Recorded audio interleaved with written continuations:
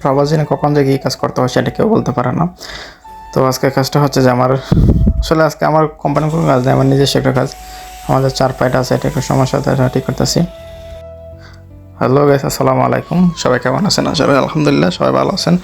আলহামদুলিল্লাহ, আল্লাহর রহমতে আমিও ভালো আছি। তো আজকের কাজটা হচ্ছে যে আমার কোম্পানির কোনো কাজ না।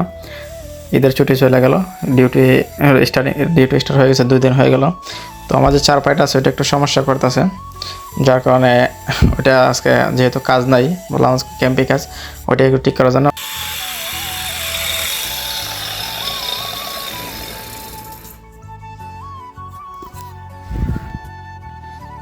আসসালামু আলাইকুম, কী অবস্থা? সবাই ভালো আছেন? দেখেন ভাই, প্রবাস জীবনে কাজ করতে হলে কত রকমের কাজ করতে হয়, যা বলার মতন না, বুঝতে পারছেন? কাজটা হচ্ছে আজকে বলে 4 পাই, এটা লড়ে শুতে গেলে অনেক ডিস্টার্ব করে আর কি। এই দিয়ে কর দিলে শব্দ করে, দিয়ে কর দিলে শব্দ করে, তার জন্য এটা কাটা ছোটো করতে হয় আর কি। আর ঈদ চলে গেল, 2 দিন হয়ে গেল, কোনো কাজ কাম নাই সাইটের কাজ এখন আপাতত আমাদের ক্যাম্পেই। তো আর কি করার, বলবেন যে রুমের যে 4 পাইটা আছে এটা একটু ঠিক করি।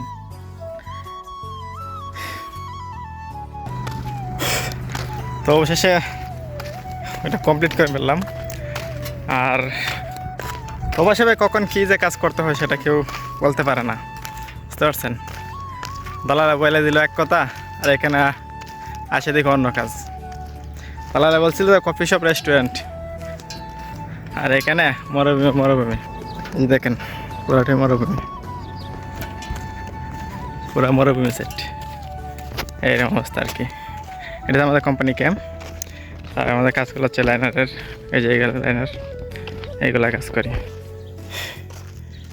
এই কষ্ট সহ্য না ভাই, বুঝতে পারছেন?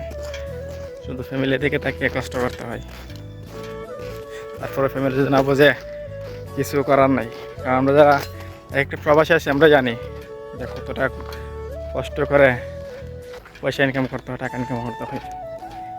আর মূলত যারা আমাদের মতো কোম্পানিতে, কনস্ট্রাকশন কোম্পানিতে কাজ করে, তারা একটু বুঝে যে আসলে কষ্টটা কী।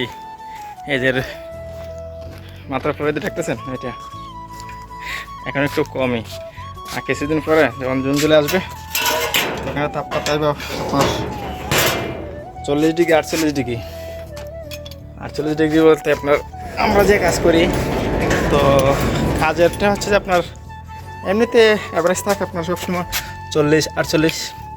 আর যে কাজগুলো করি, আমাদের একটা প্লাস্টিক লাইনার আছে শিট, ওইটার থেকে গরম আরও দ্বিগুণ আসে, এত গরম বলার মতন না।